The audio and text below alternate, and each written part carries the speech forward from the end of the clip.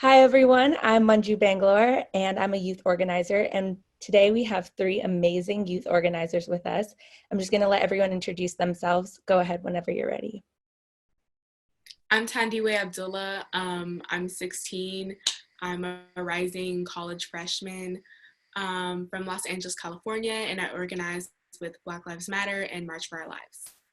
My name is Tatiana Washington. I am 19 years old from Milwaukee. I do work with March for Our Lives, Brady's Team Enough, and I'm also the executive director of one of my organizations called 50 Miles More. Hi guys, my name is Daphne Frias. I'm coming to you guys from New York City. I'm 22 years old. I recently graduated college and I'm going to be an incoming master's student of public health and also getting my MD. I'm an organizer with March for Our Lives and I'm also a climate justice organizer. Perfect. It is so wonderful to have all of you guys today. Welcome to the Voting, Guns, and Climate Justice panel. So I'm going to dive right in and give you guys the first question. Remember that we are all youth organizers. We all do civic engagement, gun violence work, prevention work, and we're here to talk about what our work is and the impact it has. So I'm so glad to have you guys all. The first question is, how do we begin to treat and tackle climate change and gun violence as public health crises? Okay, I guess I'll start. I think we have a problem with addressing the health aspect of issues. I think it's kind of a new topic, especially when we've seen other issues like mass incarceration and things of that sort. I think it's been actually a very new conversation to address things and like see things as in more of a public health perspective. So in that sense, I think maybe that's why it's been a little harder for us to try and get to that place. But I think we really have to start by looking at the work of folks who have been trying to get mental health resources and just wellness resources for a long time. It's not like the work wasn't being done before. It's just that I think it was not recognized on such a mass scale as it's being recognized now. So kind of having to draw from a lot of grassroots movements, like Dignity and Power Now. And then from there, I think we can try and like collaborate with a whole bunch of different folks to weave wellness and health into these different conversations. Yeah, to go off Tandiwe's point, I think she's totally right. There's organizations who have been tackling gun violence prevention as a public health issue for years. I think there's a huge delay in sort of a global understanding of what public health is. I think that delay is even slower in the United States. And just like right off the bat, one of the things that came to my head is this organization called Cure Violence, and the way that they for over 15 years now, their mission is to look at violence like it was a public health epidemic, sort of the way that a virus will spread in communities is the same way that violence spreads in communities across the country and around the world. So if we can look at violence as a quote unquote virus, we can use the same sort of tactics that are used to isolate cases to make sure that violence is being lowered in communities, especially Black and Brown communities that usually have higher rates of violence. And just like I've been a public health scholar for almost 12 years now, and just sort of understanding how little people understand of what public health is always so surprising to me. And I think due to the unfortunate situation that we're in now, public health is really gaining a spotlight. And I hope that people become a little bit more aware of what it is, and we can sort of capitalize that knowledge that people are gaining right now to bring that forth into the work that we continue to do after we're all able to get back to normal. I think definitely in communities that are poor, Black and Brown communities, I think we really struggle with the fact because people are usually in lower socioeconomic statuses, they're dealing with pressing issues such as housing insecurity and and food insecurity and things of that nature, that sort of looking at something as a global health or public health perspective isn't sort of their priority.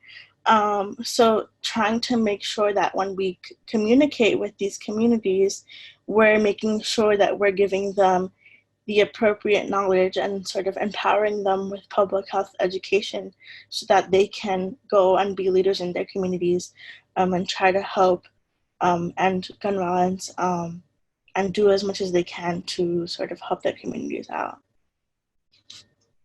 Yeah, I would just add on that we have not had a holistic and authentic conversation about the racism that exists in our healthcare system.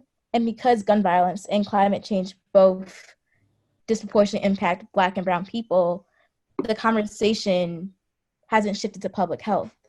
And I would also say that a lot of public health professionals are speaking out about the fact that this is a public health crisis. And I think that is really important. I know the American Public Health Association has started to really take on gun violence prevention. They've been working with gun violence prevention organizations, really trying to figure out what they can do to also help. But I think we really need to talk about the inequity in our public health system in order for us to even start to tackle these issues, because they disproportionately affect Black and Brown people. And just to talk about the public health crisis that we're in now with the pandemic, how has your work been affected by it? Because I feel like it's a bit tone deaf to ignore what's going on right now in the reality of our situation. I can speak on that a little bit. Actually, maybe 5 days ago or so, I just got back home after my own ordeal with COVID-19. I spent 30 days being sick with the virus, and it was one of the hardest things I've ever gone through. Just to give a little backstory, I am disabled. I've been disabled my whole life, which includes many trips to the hospital, many inpatient, prolonged stays in the hospital. So being sick is definitely not something that is new to me, but fighting this virus was something really challenging, and it definitely forced me to step back and reevaluate what it looks like to be an organizer during this time when the usual tactics that we use to mobilize aren't necessarily the safest right now. And even while I was sick, I was still struggling with not being able to do as much work as I wanted, and trying to sort of figure out ways that I could still be involved in things that I cared about. So definitely learning how to transition my organizing digitally has been hard. But I think it's something that sort of lower income communities have been talking about for a very long time, that going out into the streets and mobilizing and putting your body on the line isn't safe for all of us, depending on what your background is. If we're being transparent about racial issues with the police, oftentimes if you're a Black and Brown youth, it's not safe for you to be in public spaces or in public demonstrations that can lead to arrests. So how can we make sure that our organizing is accessible to everyone? I think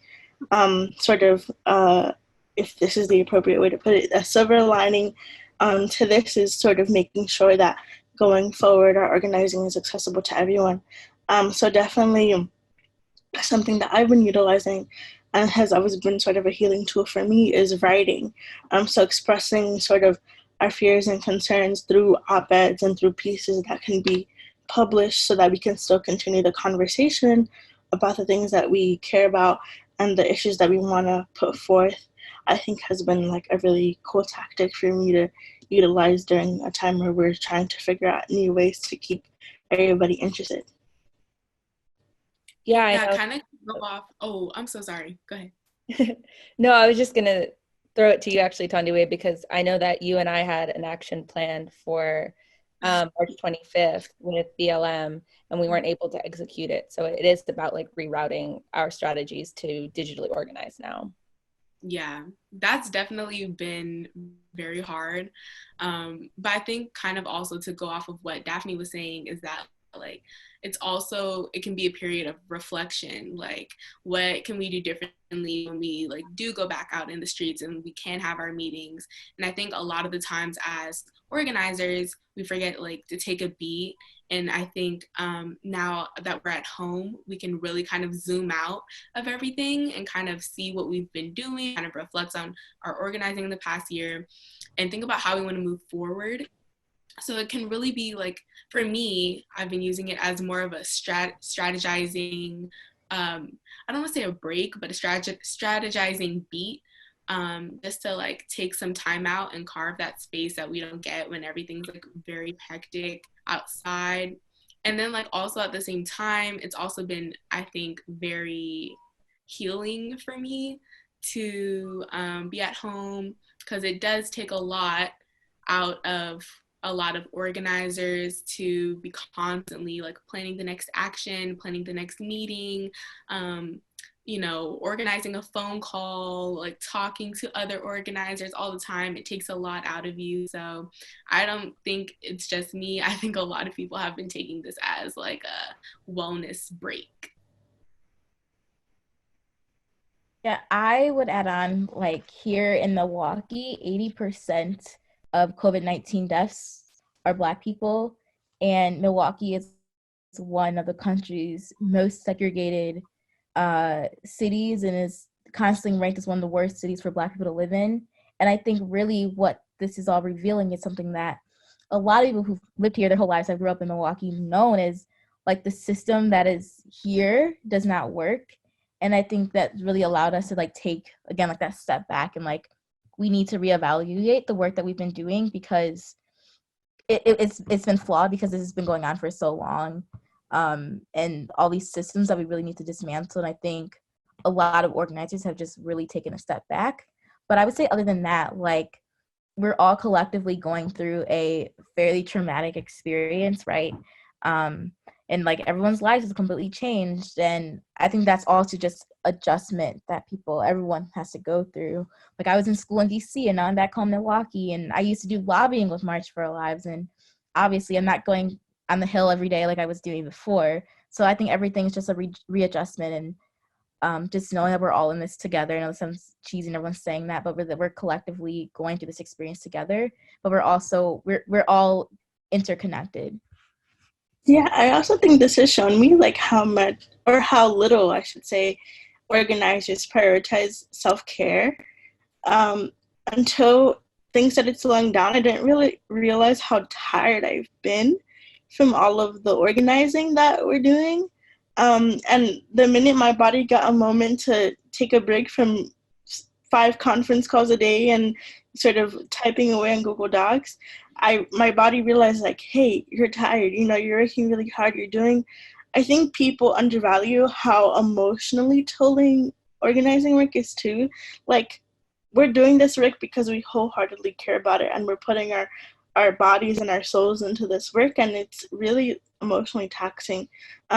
So I think as much as we want to continue to organize, and we are finding alternative ways to do that, I think it's also been extremely healthy for so many of us to just take a step back and focus on ourselves, because we're only as good of organizers as good as we treat ourselves. We can't continue to run on empty fuel tanks and do this work. It's never gonna work. So I'm grateful for this sort of silver lining in all of this. Absolutely. Thank you guys for sharing that. I know it's not easy to talk about reflecting while we're doing the reflection. So thank you guys for sharing. The next question I have is actually, I'm going to be combining 2 of the questions and asking about your work both on divestment as well as on advocacy. So for the GVP movement, a lot of the divesting is from the NRA as well as other bodies. And for climate justice, the divestment is from fossil fuels. So what's been your work on divestment, and then what's been your work on advocacy, either on advocacy and legislation, either with gun violence prevention or with climate justice? Because the GVP movement, at least from my perspective, has been able to create some legislative change, even if it hasn't fully gone through Congress yet. Whereas the climate justice movement, we're still struggling to see that. And it's not because either set of organizers are working any harder than the other. It's political. So what's been your work on divestment, or what's been your work on advocacy and legislation? Yeah, I'm on the advocacy, so it's March for Our Lives, and what it is, me and like two other people were on the Hill, like we're registered lobbyists, and we get to lobby on the Hill. And I can definitely say that has made a difference in the sense of young people going on the Hill and lobbying, because a lot of the times young people are able to get meetings with offices that some of the older, longer standing gun violence prevention groups haven't been able to get, because you think, oh, they're young people, they don't know what they're talking about.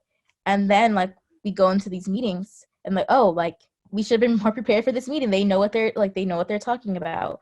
And I think also that with young people that we've been able to shift the conversation around gun violence prevention. We're not just lobbying for universal background checks, which is really important and really needs to pass through the Senate, but we also are lobbying for a bill that would give grants to communities and organizations that are doing de-escalation training. So I think we've really been able to shift that conversation with gun violence prevention, and it's not just about the universal background checks, the stop weapons ban, which is all like really important, but I think also talking about the root causes of violence. And I think as we go further and like more young people get involved with lobbying, I think the conversation will shift even more, because I think a lot of times, first of all, a lot of adults don't think that young people know enough about legislation, but really young people often know more than a lot of the adult lobbyists. So I think having young people in the conversation is really important, and also survivors being included in the conversation.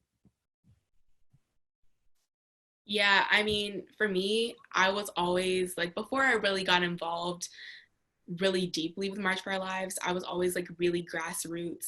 And so I was one of those people who did not trust like, you know, advocacy in the like lobbying and, you know, political sense. I was very just like, the people can do this from the ground sort of way. And I still believe that, but at the same time, I have been exposed to now, I think, I don't know, just like a lot of situations where I felt like, okay, this is not as, you know, ivory tower as I thought it would be. This is not as like shutting me out. I was scared of like, I don't know, what's it called?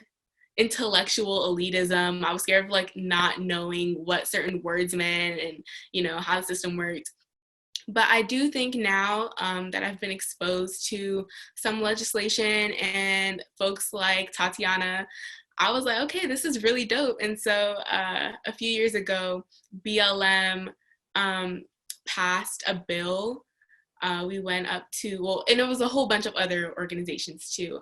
We were just one of the co-sponsors of, I think it was SB 1412, which is a police transparency bill for California. And so now like we get to see like whenever a cop shot someone or whenever a cop was accused of rape or charged with rape, and we need evidence to like take you know, a cop down who like murdered a unarmed Black man. We have access to those records, and we have access to things that we didn't have before, because we know it's like very hard to prosecute police officers. And so having that experience really influenced me in a way that I never thought legislation could, because it seems like legislation's like very far off, and it can't, especially for communities of color, it just seems like it's pointless a lot of the times, and like voting and politics and all that.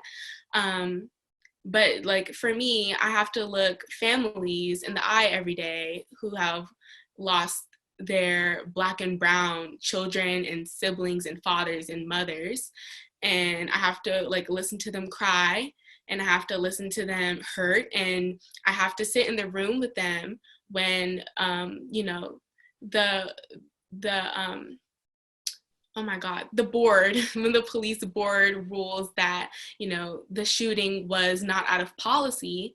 And so now having this bill, it gives them hope, and it gives me hope, and it impacts me. And so I think like we do have to do a lot of work with connecting the two worlds, I guess, because that's definitely what it feels like. It feels like two completely different spaces. But yeah, I think we need to do a lot more work with connecting like grassroots organizers to policy. Yeah, it's been interesting working in both spaces and seeing how, even though they're both led by young people and we're both fighting for things that are impacting people's lives, how different their impacts have been in creating change. Right off the bat for me, an experience that comes to mind, and Tati was there for this in February when we occupied Mitch McConnell's office. And I think more than just the optics of what that looks like, I think what young people in the GVP movement have been able to really attest to is the fact that we're flipping what our government is supposed to look like. I think for so long, people have been so disillusioned with the government, especially here in the United States, where we really feel like the government isn't working for us. And I think what a lot of GVP organizers have been able to do is help remind people that our representatives work for us and we don't work for our representatives. And the fact that, you know, they have to be held accountable by the voters. And this is something that we definitely work for on a daily basis. And at that occupation, it was incredibly powerful because we were able to sit in his office in front of a very unenthused worker and share our stories about why we aren't just fighting for gun violence prevention because it's trendy or cool or because we want some notoriety, but we're fighting for gun violence prevention because we're fighting for our lives. And for Black and Brown youth, this is incredibly personal to us. We face this gun violence every single day in our communities. We've lost people to this violence. Just a few days before that occupation, across the street from where I live, there was a gang-related shooting, and that happened to be right in front of an elementary school around the time where third and fourth graders were coming out of their classrooms, getting ready to go home, and their parents were picking them up, and they had to duck and run for cover. And that's something that no child, no human should ever have to experience. So when we say this fight is personal, it's because it's incredibly personal. And I think sort of when I got into the climate justice fight, it was for the exact same reasons.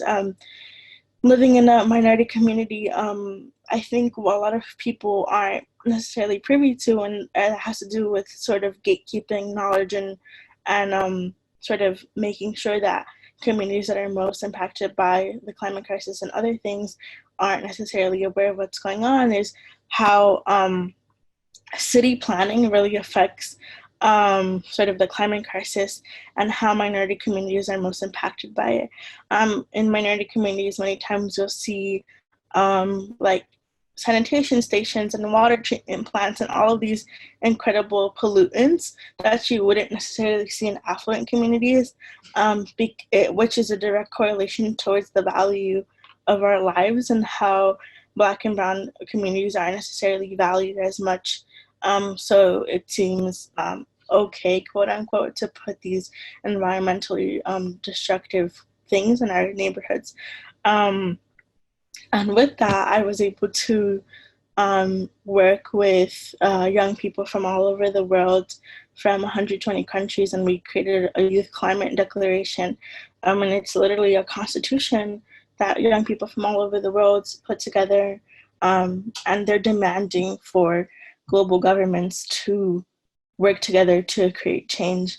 So I think it's about something to transition from GVP to climate change. It's about helping people harness the power of their personal stories, and helping them understand that it's really sort of that human connection with our personal stories that can help create change. And I think when we're writing bills and when we're passing legislation in GVP movements, and when we're testifying before Congress and things of that nature, we always make sure to bring a personal element, because it's important to remember that as much as this is political, it's also not. It's literal people's lives at stake. So I think if we can transition sort of that mentality more into the climate crisis movement, I think it'd be incredibly powerful. Thank you so much for talking about your work. We have just 1 minute left, so if everyone could just go around just for one sentence or two sentences, just please share what advice you have to other organizers joining in either movement. I would say don't underestimate your power. I would say don't lose track of who and what you're fighting for.